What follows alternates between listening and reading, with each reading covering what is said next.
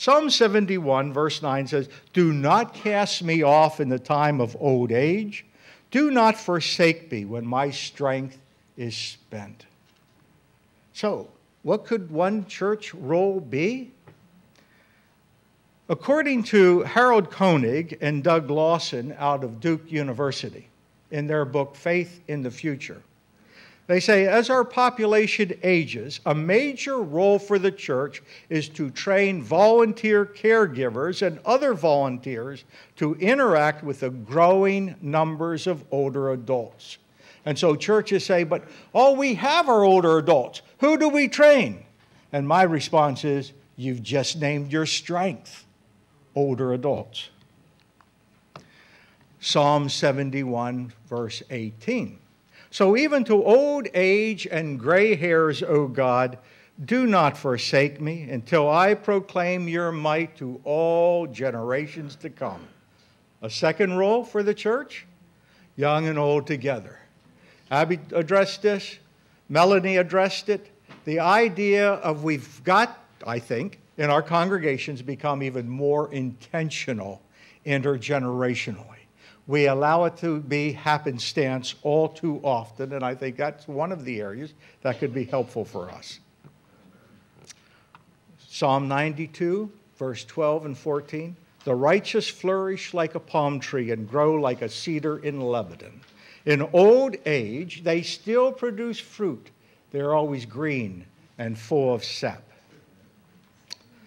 So another church role might be helping older adults find meaning and purpose in the later years. That becomes a real spiritual issue for us as we age.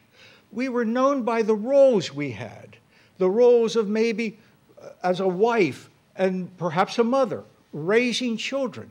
Now my children are grown, my husband is dead. What meaning and purpose do I have in life? As a man, I was known as maybe a pastor, and I was respected by the people of the community. Now I'm retired, and nobody wants me anymore. Nobody asks me to even come preach anymore. What meaning or purpose do I have in life? How can congregations help older persons find meaning and purpose in the later years? And an epistle, James 1:27.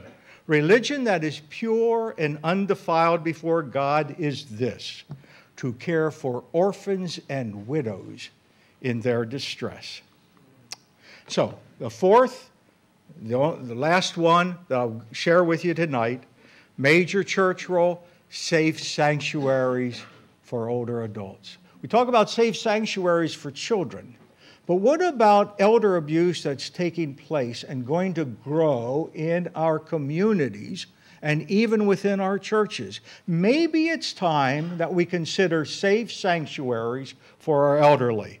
Churches need to confront the issue of ageism, the prejudice against people because they are older, start respite care, parish nurse ministries, adult day services, require background screenings for workers who work with older adults, plan settings that don't isolate older adults, and provide first aid training for volunteers are just some of the initial steps that we could take in that direction.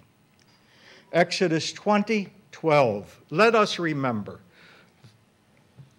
from the Ten Commandments, honor your father and your mother, so that your days may be long in the land that the Lord your God is giving you. That's not meant for children. It was meant for adults in a world where there was no pension, no Social Security, no health care. So our future, if we're such an aging denomination, I believe